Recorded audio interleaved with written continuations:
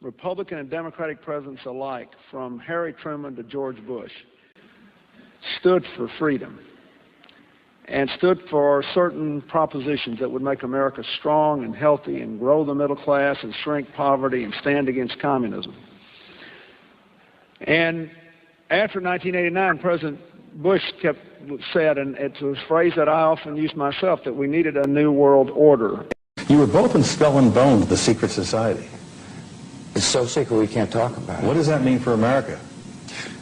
The conspiracy theorists are going to go on. I'm sure they are. I don't know. I haven't seen the web. Number 322?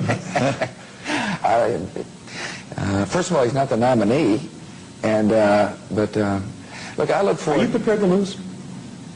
No, I'm not going to lose. You both were members of Skull and Bones, a secret society at Yale.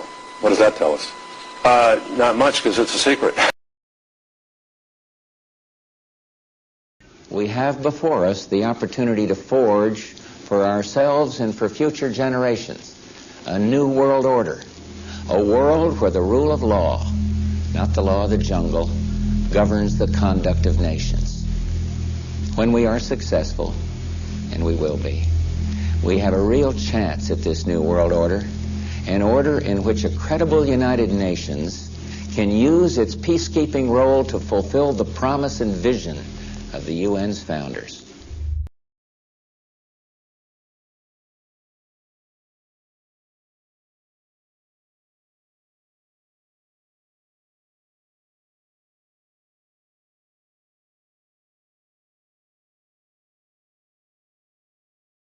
There's a chart I saw recently that I can't get out of my head. A Harvard business professor and economist asked more than 5,000 Americans how they thought wealth was distributed in the United States. This is what they said they thought it was. Dividing the country into 5 rough groups of the top, bottom, and middle 3 20% groups, they asked people how they thought the wealth in this country was divided. Then he asked them what they thought was the ideal distribution, and 92%, that's at least 9 out of 10 of them, said it should be more like this. In other words, more equitable than they think it is. Now that fact is telling, admittedly, the notion that most Americans know that the system is already skewed unfairly. But what's most interesting to me is the reality compared to our perception. The ideal is as far removed from our perception of reality as the actual distribution is from what we think exists in this country. So ignore the ideal for a moment. Here's what we think it is again. And here is the actual distribution. Shockingly skewed. Not only do the bottom 20% and the next 20%, the bottom 40% of Americans barely have any of the wealth. I mean, it's hard to even see them on the chart. But the top 1% has more of the country's wealth than 9 out of 10 Americans believe the entire top 20% should have. Mind-blowing. But let's look at it another way, because I find this chart kind of difficult to wrap my head around. Instead, let's reduce the 311 million Americans to just a representative 100 people. Make it simple. Here they are. Teachers, coaches, firefighters, construction workers, engineers, doctors, lawyers, some investment bankers, a CEO, maybe a celebrity or two. Now let's line them up according to their wealth. Poorest people on the left, wealthiest on the right, just a steady row of folks based on their net worth.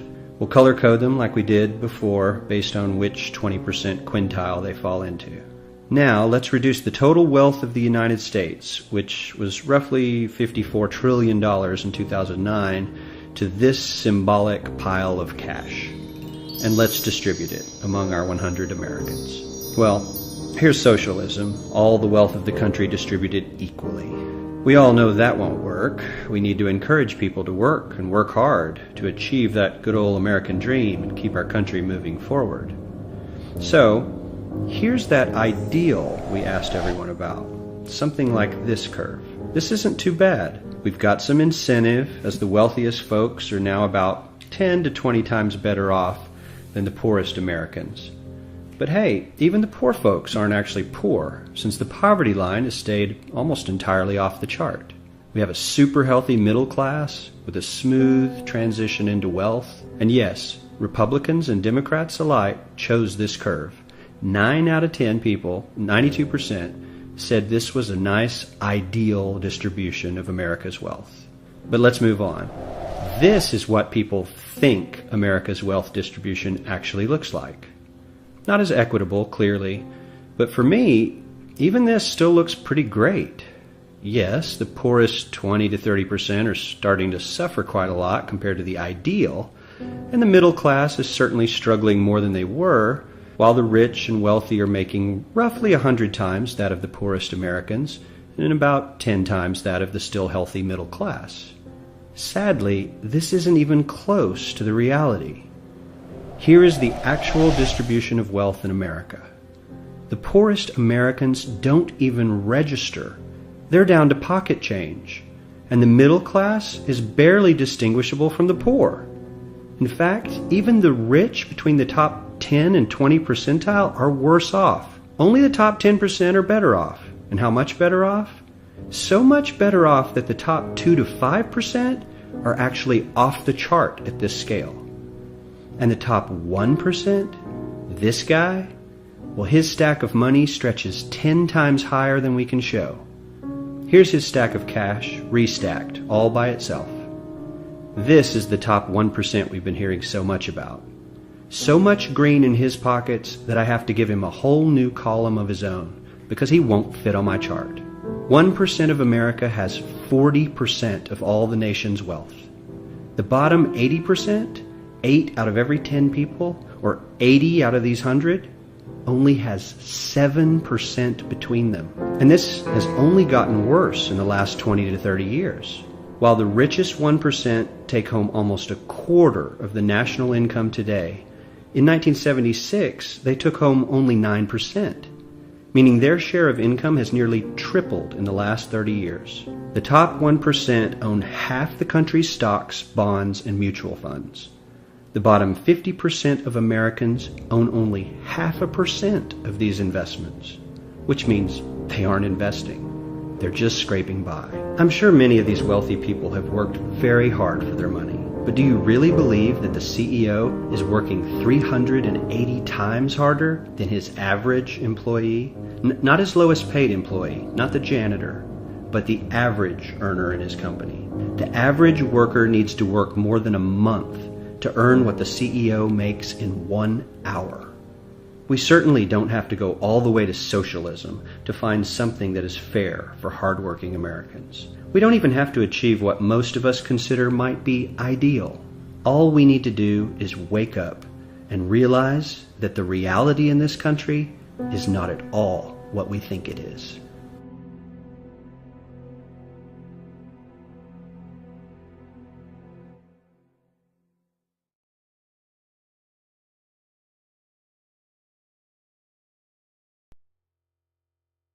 Every human on this planet is enslaved, whether they know it or not. This is not the crude and primitive slavery of ancient times. It does not rely on whips and shackles to keep the oppressed in their place. These tools have been rendered obsolete by much more sophisticated methods. That most of the enslaved are unaware of their condition and would in fact argue fiercely that they are free is a testament to the effectiveness of these invisible chains. You've heard the expression, money makes the world go round. There's truth in that. Money is the prime motive for human labor in modern civilization. If you want food, shelter, and clothing, you must have money. And unless you're part of that tiny minority that has more money than they could ever spend in their lifetime, then you must work, beg, or steal for that money. That's why you get up in the morning and go to work, even if you hate your job. And that's why the specter of unemployment is more terrifying for most people than the prospect of spending 50 years of their life performing menial tasks within the confines of a fluorescent-lit cubicle. Of course, in Western countries, some are fortunate enough to have pulled away from the brink and do not live in fear that their basic needs will be met, at least for now. And yet they keep spinning the hamster wheel. Why is that? Could it be because money and the bling that it buys have become symbols of status and prestige? Money offers an illusory form of social validation, but even those who are not caught up in distinguishing themselves by how much they accumulate still must acknowledge the social stigma that comes with poverty. The combination of these primal motivators, the need for food, shelter, clothing, and social validation, is a very powerful force. It's enough to drive humans to engage in all forms of activity, even to the point of harming themselves or others in the process. The accumulation of money is therefore an accumulation of social and psychological power, and those who control the creation of money control this power at its source. So who controls the creation of money? Well, in the case of the US dollar, it's not the government. This shouldn't be an earth-shattering revelation. The fact that the Federal Reserve is a private institution owned by a cartel of the world's most powerful banks is quickly becoming common knowledge. Even the mainstream media doesn't deny it at this point. However, the full extent of what this means is only clear when you understand how the banking system really works. And unfortunately, this isn't something we're taught in school. Once you have it explained to you in simple terms, you'll understand why. Every dollar in circulation is loaned into existence by a bank. The process begins with the Federal Reserve when they loan out money to the US government and to other entities. You've probably heard this talked about before, especially in regards to the interest rate on those loans, which the Federal Reserve raises and lowers depending on economic conditions. But what's never talked about in the mainstream is the fact that the Fed isn't actually loaning out money that they have. They are merely typing those dollars into existence on a computer.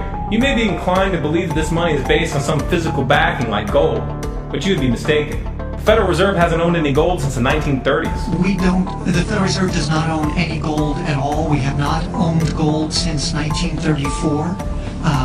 So we have not engaged in any gold swaps. When the Federal Reserve loans money to the US government gives the Federal Reserve government bonds in exchange. These bonds are simply written promises to pay back the money that was loaned to them with interest through taxation. So to be clear here, the government is taking out a loan from a bank that is creating that money out of thin air, and they're expecting you, the taxpayer, to cover that loan. The absurdity of this arrangement is even more obvious when you realize that up until 1913, the US government created its own money and had no need for a bank to play the part of a middleman. That new money loaned out by the Federal Reserve enters circulation through the banks, accumulates in the banks, and in the end the banks end up holding all the cards. Not necessarily for the reasons you may imagine. Contrary to popular belief, the majority of money in circulation isn't actually created by the Federal Reserve, but rather by the ordinary banks that businesses and individuals use for their checking, savings, and mortgages. How is this possible? Well, like the Federal Reserve, ordinary banks are allowed to loan out money that they don't have. There are, of course, restrictions. Banks are only allowed to loan out 10 times the amount of money that they actually have. So if Wells Fargo has $1,000, they can loan you $10,000, and they expect you to pay back that $10,000 plus interest. This is called fractional reserve banking. 75% of all money in circulation is created in this manner. Now, as bad as this may seem, this is really only the tip of the iceberg. Most banks structure payment plans so that for many years, you're paying almost nothing but interest, and only start paying down the principal gradually. The result of this strategy is that in most cases, you pay far more in interest when you purchase a house than the house itself is worth. So here's the real question. If all money is created through loans, where does the money come from to pay for the interest? Let's say we reset the system to zero, loan $1,000 into existence, and charge 7% interest. We now have a total of $1,000 in the system, but we owe $1,000 plus interest, and that's more. The interest ensures that there's always more debt than money in circulation, because the money to pay the interest doesn't exist. Never has, never will. This would be obvious if there was only one loan being issued to one person in this manner, but when performed on a global scale, the reality is hidden and is transformed into a game of musical chairs where the person ending up without a seat faces bankruptcy and financial ruin. Because every dollar in existence is tied to a debt, this creates an unseen force that draws those dollars back to the banks, kind of like gravity attracts a physical object to Earth. The catch here is that it's the labor of the people that moves that money. Every hour that you work to pay back a loan or to keep the government from throwing you in jail over income taxes is an hour worked for the banks. The total receipts from personal income taxes just barely covers the interest on the national debt. And even the principal for that debt all ends up back in the hands of the banks. And remember, that bank created that money out of nothing. Once you understand that the money that banks loan out isn't actually an asset, but is in fact a piece of legal fiction, it should be clear that you're working for these banks for free. This is a cleverly disguised form of slavery. If you manage to pay your monthly payments, then you are a successful slave, and you are allowed to keep the material comforts that come with that status. But if for some reason you fail to make those monthly payments, then the bank or the IRS comes to take your house, your car, and anything else you have of value. And if somehow, even with this enormous financial advantage, the banks still get themselves into trouble, you, the taxpayer, will be forced to bail them out. No matter what, the banks win. To say the game is rigged is an understatement. You might be inclined to think that if you live outside the United States and you don't use dollars, then this situation has no bearing on your life. But you would be wrong. The dollar is both the world reserve currency and the only currency in which oil is sold on global markets. This is often referred to as the petrodollar status. This means that wherever you live, whether your country is an oil exporter or an oil importer, you are affected. If your country is an oil importer, then you are affected by the fact that in order to keep your country running, you have to acquire dollars. To acquire those dollars, you have to send goods and services to the United States or to someone else who did. Likewise, if your country is an oil exporter, you are affected by the fact that you send your oil to the U.S. in exchange for this debt-based money.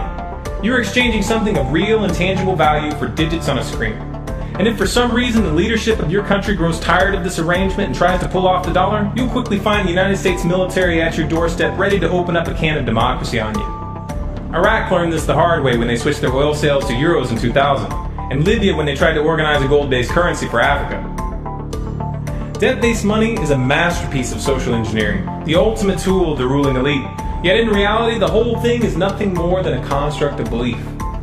Our chains are the chains of the mind, and the path to freedom must also begin in the mind. If we want a better future for our children and grandchildren, then we must work right now to reach a critical mass of awakening. Why did the United States attack Libya, Iraq, Afghanistan, and Yemen? Why are U.S. operatives helping to destabilize Syria? And why is the United States government so intent on taking down Iran, in spite of the fact that Iran has not attacked any country since 1798? And what's next? What are we headed for? When you look at the current trajectory that we're on, it doesn't make any sense at all if you evaluate it based on what we're taught in school.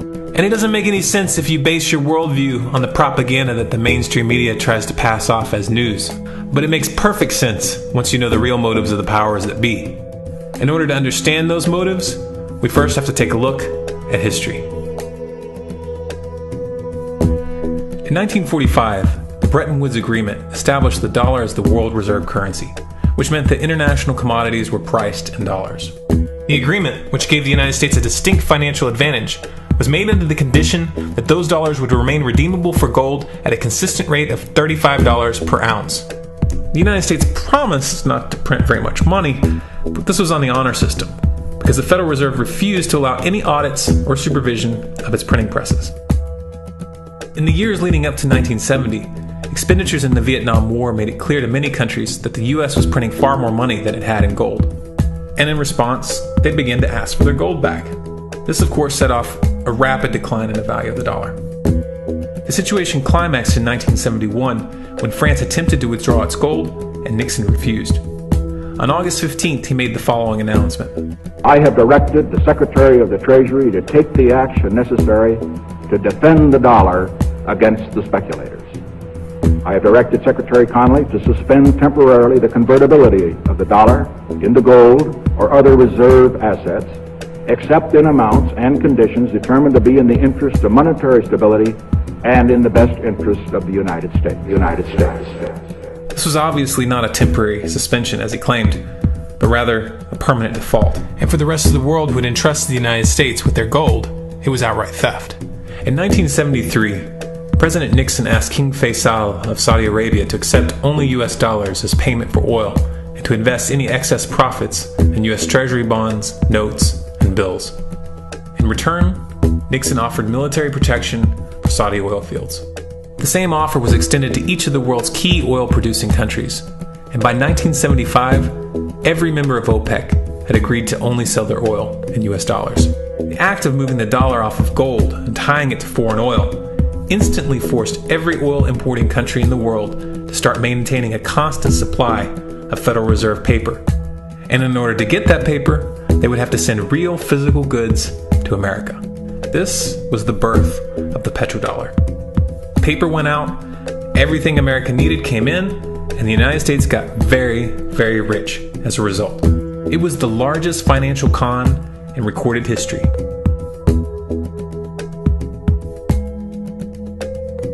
The arms race of the Cold War was a game of poker. Military expenditures were the chips, and the U.S. had an endless supply of chips. With the petrodollar under its belt, it was able to raise the stakes higher and higher, outspending every other country on the planet, until eventually U.S. military expenditures surpassed that of all other nations in the world combined. The Soviet Union never had a chance. The collapse of the communist bloc in 1991 removed the last counterbalance to American military might. The United States was now an undisputed superpower with no rival. Many hoped that this would mark the beginning of a new era of peace and stability. Unfortunately, there were those in high places who had other ideas. Within that same year, the U.S. invaded Iraq in the first Gulf War. And after crushing the Iraqi military and destroying their infrastructure, including water purification plants and hospitals, crippling sanctions were imposed which prevented that infrastructure from being rebuilt. These sanctions, which were initiated by Bush Sr. and sustained throughout the entire Clinton administration, lasted for over a decade and were estimated to have killed over 500,000 children. The Clinton administration was fully aware of these figures. We have heard that 500,000 children have died. I mean, that's more children than died in Hiroshima. And you know, is the price worth it? I think this is a very hard choice, but we think the price is worth it. Miss Albright, what exactly was it that was worth killing 500,000 kids for? In November of 2000, Iraq began selling its oil exclusively in euros. This was a direct attack on the dollar and on U.S. financial dominance, and it wasn't going to be tolerated.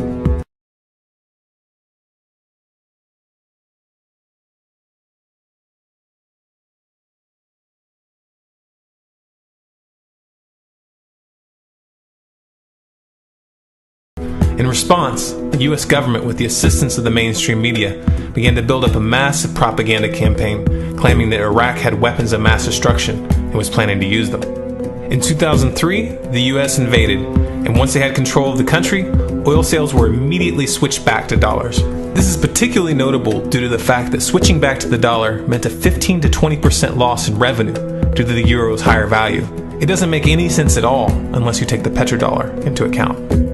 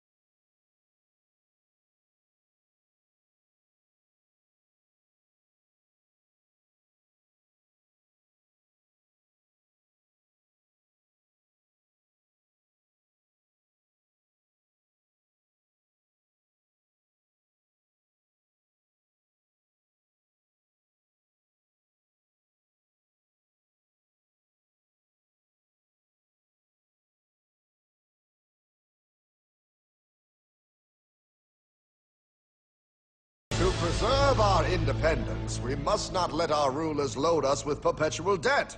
We must make our choice between economy and liberty or profusion and servitude. Wow. I place economy among the first and most important of Republican virtues, and public debt is the greatest of the dangers to be feared. It is incumbent on every generation to pay its own debts as it goes. We must have a central bank to secure this country's finances.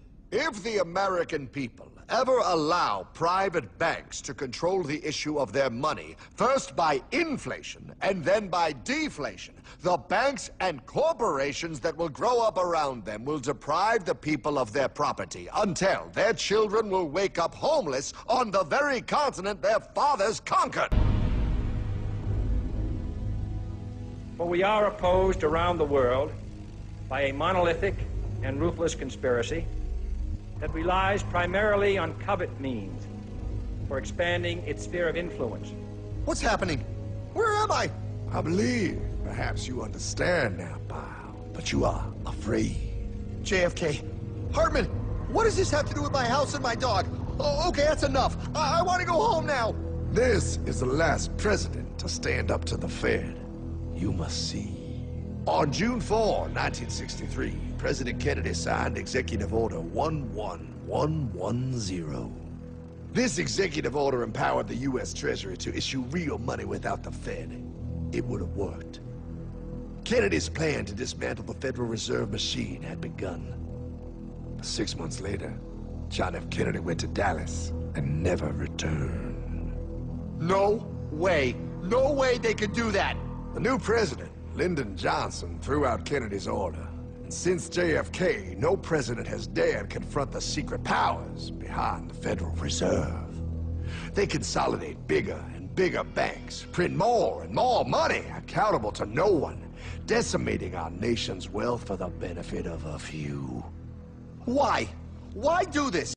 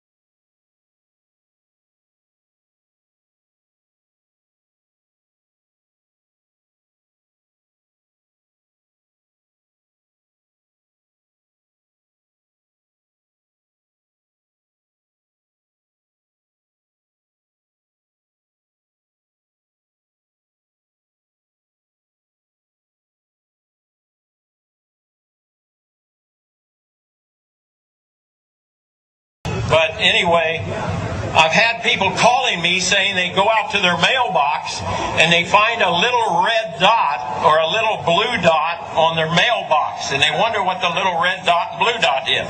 Well, it's marking your mailbox by the government, so when foreign troops come in here on us after martial law, if you have a red dot on your mailbox, they take you out immediately and shoot you right in the head. But if you have a blue dot, they take you to the FEMA camps being built by Halliburton right now to house 50 million Americans. They're building enough concentration camps in America by Halliburton that Cheney's getting rich off of, Vice President Cheney's getting rich off of, to put those with the blue dot on your mailbox in those concentration camps. Now, if you go out and you find a pink dot on your mailbox, that means that they believe you'll be a good slave and you're going to go along with the program and serve our international Antichrist masters. So watch for that dot.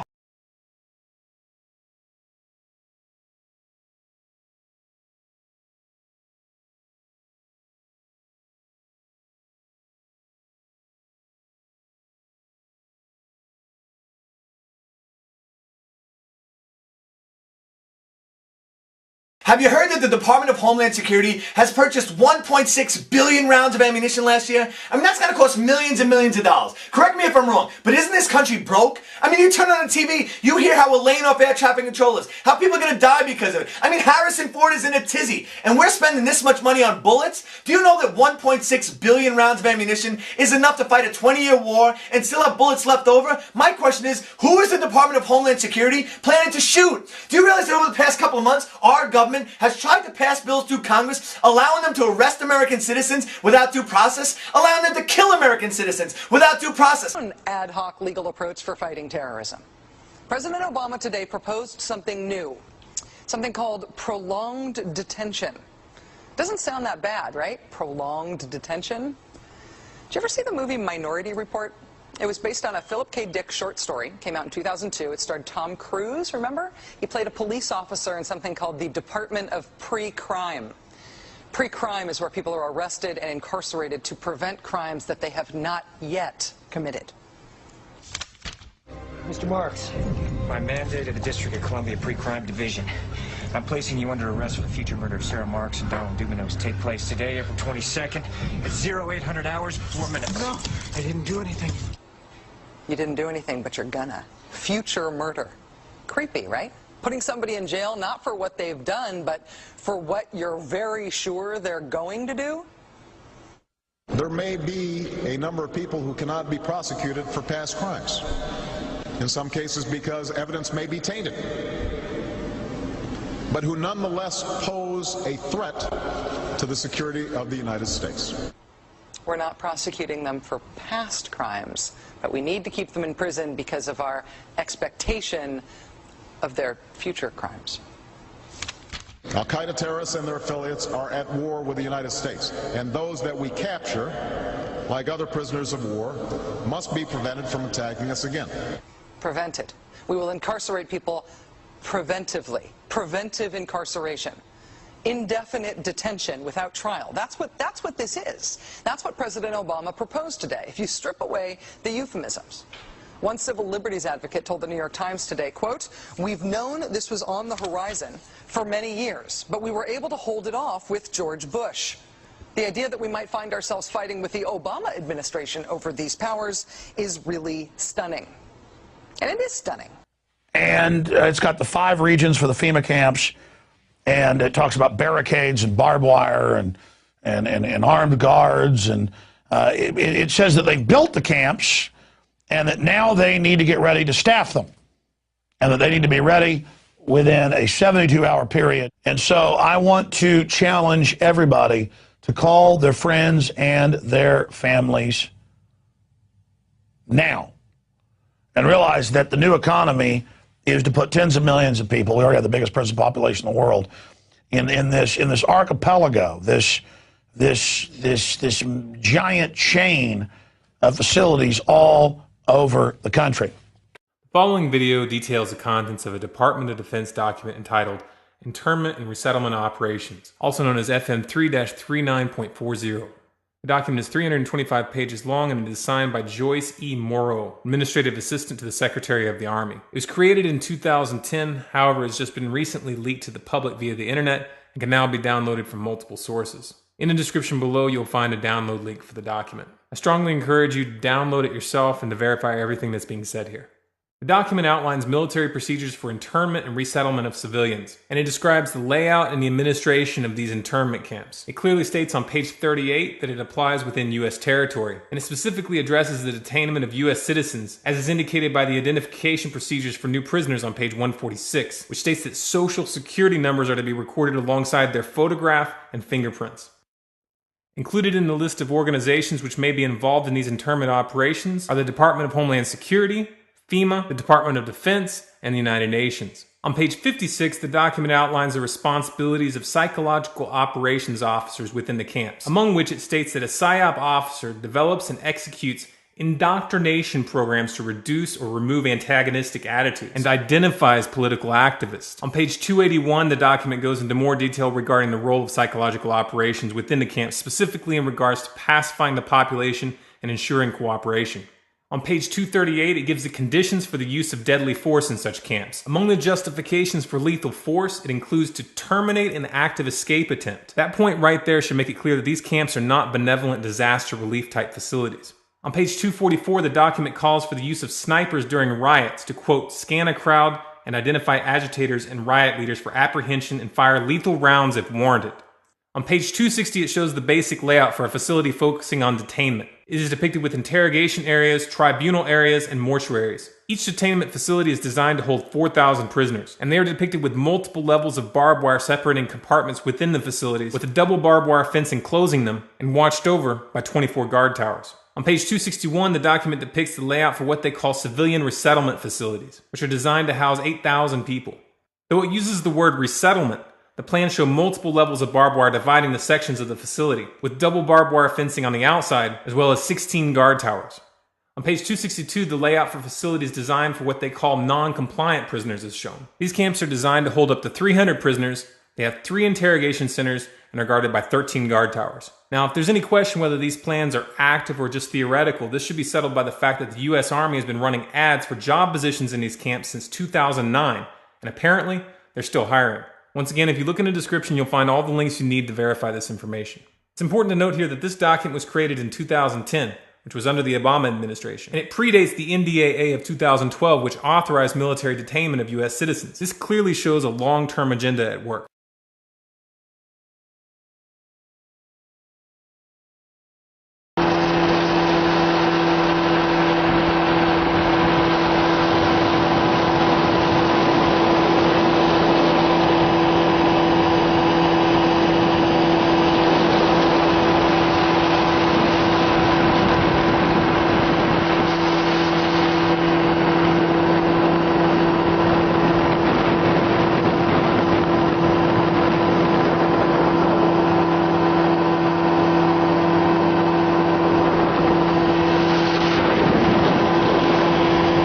Listen to this, folks. I was pulled to the side road, which was a new cut gravel dirt road in front of a business, a builder supply business. And the right side of the road was filled with, which I thought was portable toilets. I never looked at them that close. Same in color, maybe black, but which was an odd color. And I asked him about the field of black boxes. What were they? Because I'd never seen anything like that. And his statement was that if he told me, I would be one of few people in Madison, Georgia that knew about them. And he says they're disposable coffins, I believe he told me. And he says there's 100, at that time he said there was 125,000 there. And the brother of the man that owns this field, that the government is leasing this field from to store these disposable coffins, this brother was given 3 years to set up temporary morgues around the country.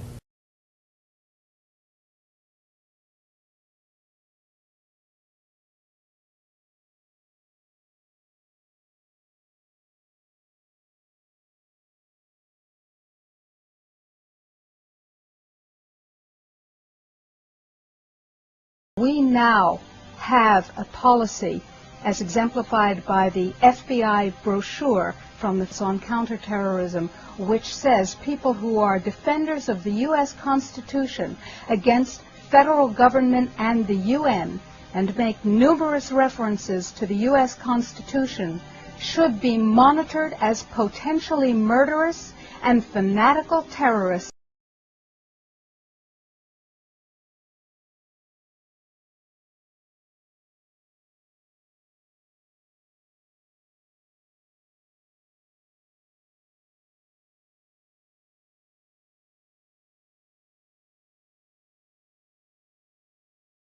Department of Justice memo, which tells local police what should you be looking out for in kind of everyday terrorism prevention and terrorism watch activities.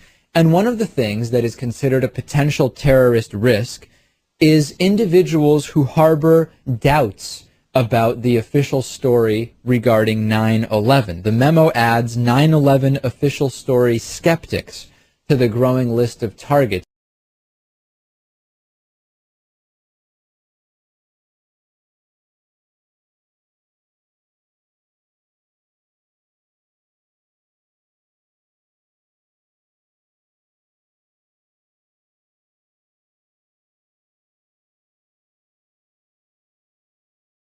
If you go outside the city of Atlanta, go east about 60 or 70 miles to the town of Elberton, and then go north on Highway 77 about 10 miles, you'll find off to the right what's called the Georgia Guidestones.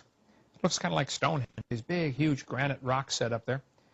This was done by a guy who gave a pseudonym, came in, paid cash, had this company set these things up in 1980. He called himself R.C. Christian, but that's not his real name. It says right on the stones, a pseudonym, false name. On these Georgia Guidestones, it gives the 10 Commandments for the New World Order.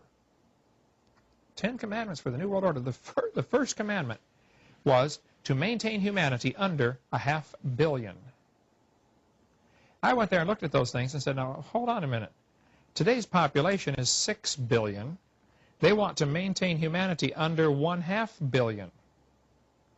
Looks like a lot of people got to die for their plan to work, which is, by the way, the plan.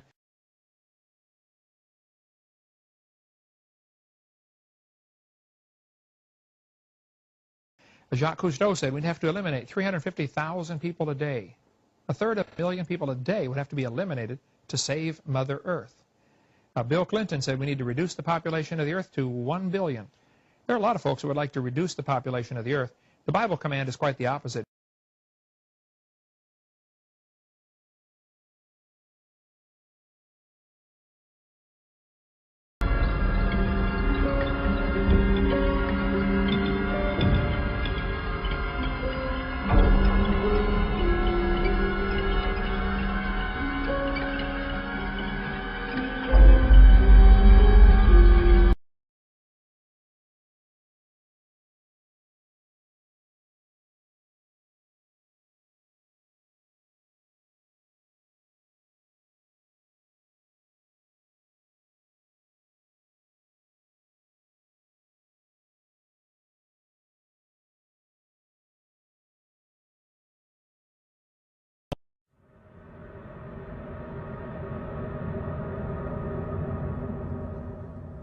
My friends, the information that you are about to witness from all of my years of research is the most important.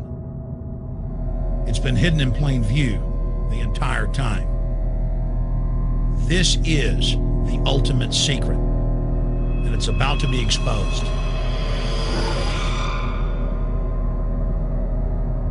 I have hundreds of government documents, textbooks, white papers, where for over 80 years, the elite of the Western world have talked about adulterating food and water to sicken and sterilize the population for the purpose of eugenics. It's all covered in the book, Eco-Science, written by the White House science czar, John P. Holdren, where they talk about a planetary police state to carry out the forced sterilization. They also talk about covert systems in the water and food to sterilize the population. Now, this was written decades ago, before he was White House science czar. Now, suddenly, the stuff in this book is all over the news. They're selling it to the public as if it's a good thing. You see here before you what an average person would buy when they went shopping at the store. Not everything here is bad for you, but much of it has compounds and artificial chemicals that have been added that are extremely toxic and bad for your health. And they have known this the entire time, and they have approved them for use. Let's start with aspartame.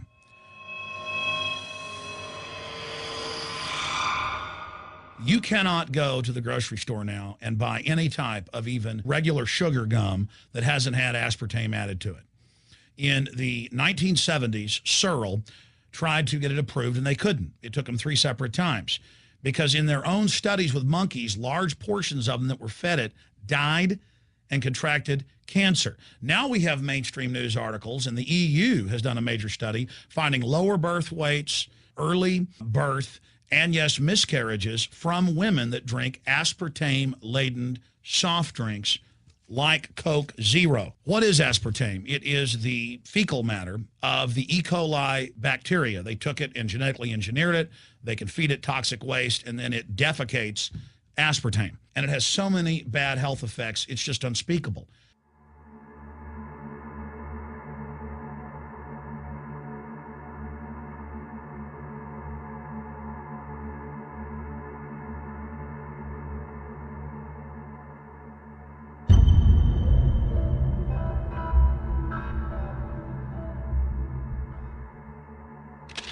This is being done by design. It's also very, very addictive.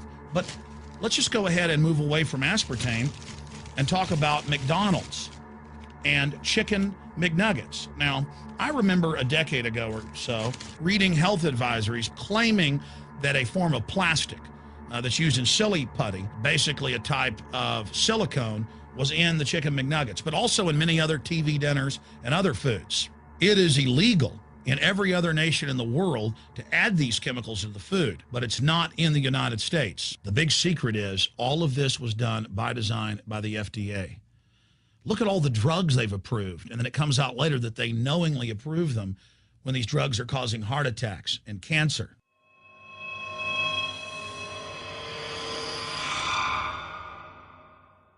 In the Nuremberg trials, it came out that the Nazis were adding sodium fluoride to the water supply in the labor camps and death camps to make the population more docile and controllable. There had been hundreds of university studies before Hitler even came to power. This is a form of forced medication. They admit that 1 part per million of sodium fluoride more than doubles the chance of bone cancer in boys and men. As the public became educated in the last few decades, the government and industry's response was to not just put it in water, but to start adding it to thousands of products like children's water that's mixed with their formula or with their cereal. They started adding as much as 900 parts per million in things like powdered eggs. It causes reductions in IQ. It increases sterility or lack of fertility, and it's being added to so many of the daily staples that we consume. We'll get back to food additives in a moment. But first, I wanted to look at genetically modified organisms.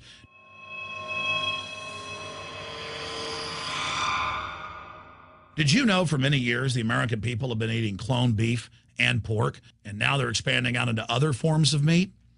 Let's look at salmon first. Major university studies conclusively have proven that the type of genetically modified salmon that is actually a cross species, they've mixed other animal genes in with it, that when this fish is introduced with wild natural salmon, within 40 generations, all of the natural salmon are extinct. And the FDA approved this. And they're going to allow it to be released into the wild. That isn't even a salmon. It is a cross-species chimera. It is a mixture like something out of the island of Dr. Moreau, something out of a nightmare.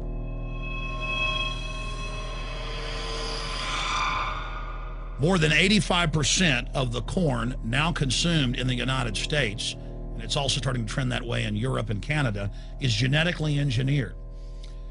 It grows its own pesticide within the corn kernels so that insects won't eat it. If the insects can't eat this and live, what do you think is going to happen when lab rats or humans eat it? We have literally hundreds of studies showing that not just Monsanto's, but other major GMO companies' corn, and that's the majority of corn we're now eating today in the United States, has been linked to organ failure in lab animals. The studies also show massive increases in sterility in rats and guinea pigs that are fed not just GMO corn, but GMO cotton seeds.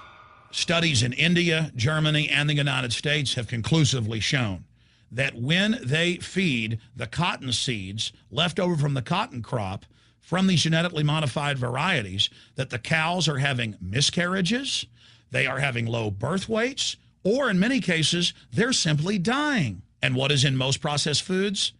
Genetically modified cottonseed oil. Major studies are also showing that genetically engineered crops are killing honeybees and monarch butterflies. But they don't stop there. Now they claim they're coming out with a genetically engineered mosquito that's malaria-proof that they're going to release into the open biosphere. The very genetic code of the planet is being butchered in a hostile corporate takeover.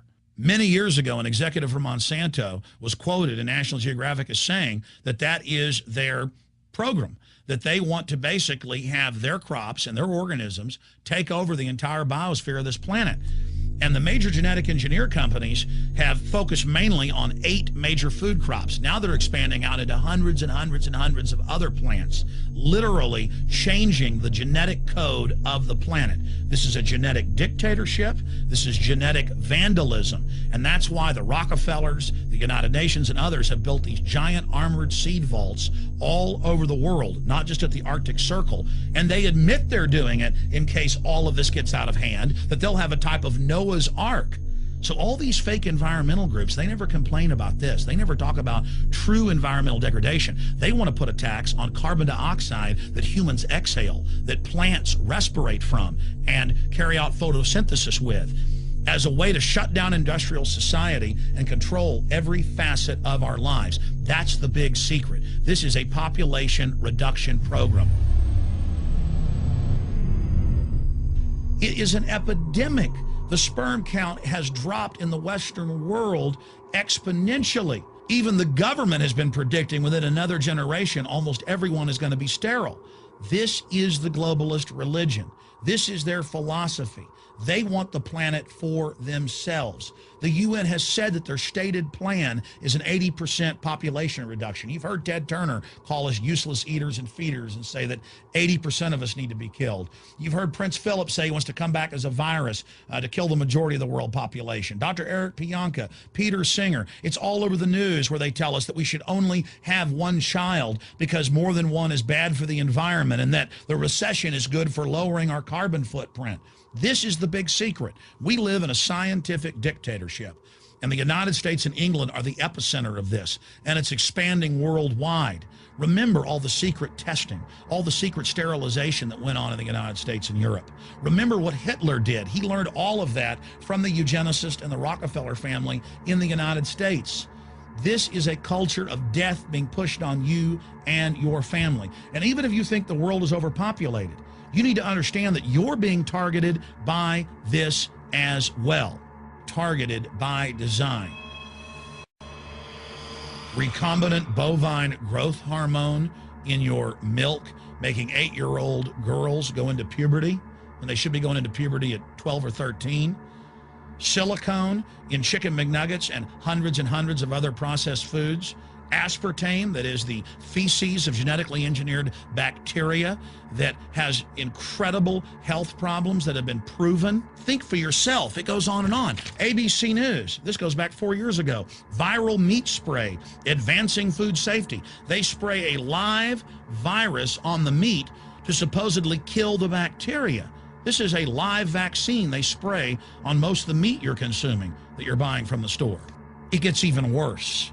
The petroleum distillates, or toxic waste that's left over from petroleum refineries that refine oil into gasoline, they take these tens of millions of pounds of toxic waste that's left over, the fluoride, the mercury, the lead, and they dump it on crops as supposed fertilizer. And what do crops like tomatoes and corn and potatoes do? They pull in all of those toxins out of the ground In fact, scientists for many years have used plants to actually detoxify areas that have been contaminated. And those plants are pulling all of this up, and then you are eating it. That's why the Washington Post reported in January of 2008 that a major study found that nearly a third of the 55 popular brand name foods and beverage products were filled with mercury.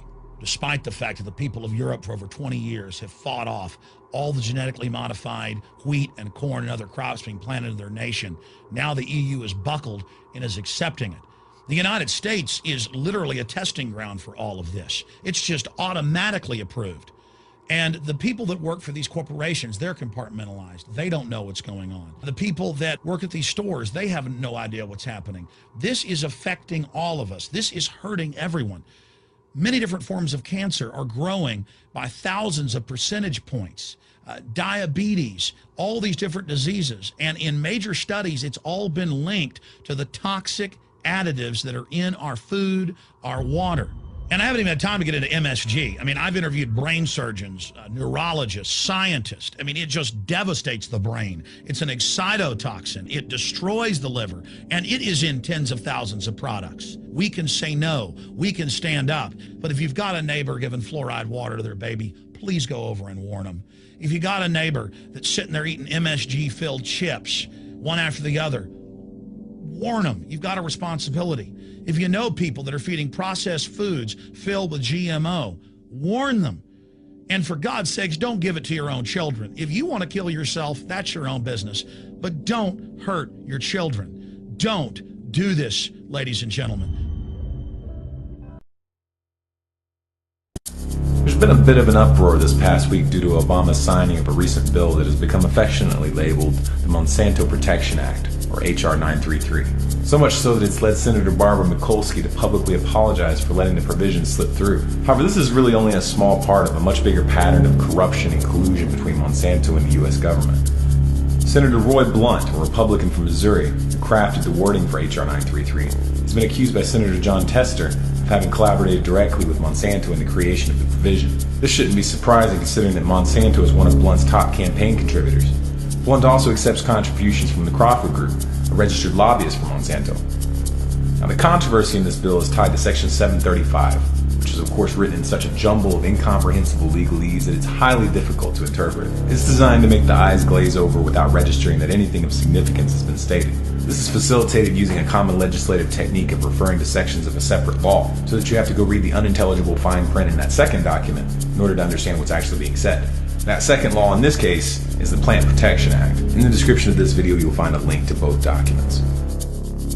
Now, what Section 735 of H.R. 933 states is that if a plant is determined to be a biological pest and is therefore brought under regulation and restrictions which prevent it from being planted or transported within the U.S., the Secretary of Agriculture shall immediately grant a temporary permit or deregulation to any farmer, farm operator, or producer that requests it, regardless of what any other laws or courts may order. Now, the word genetically modified organism isn't mentioned here, and that's part of the skillful way that this was designed to slip through. Only someone who knows that by default genetically modified organisms are considered biological pests until they've been approved by the Department of Agriculture, and that they are reclassified as pests if shown unsafe, would understand the implications here. To distill this down to one sentence, if a farmer wants to grow a genetically modified plant that's been outlawed because it's been found to be harmful to the environment or human health, all they need to do is contact the Secretary of Agriculture, and they will be immediately issued a permit to cultivate these plants. Essentially, it makes it impossible to stop a genetically modified plant from being used in the United States, regardless of any laws or rulings that are made to outlaw them.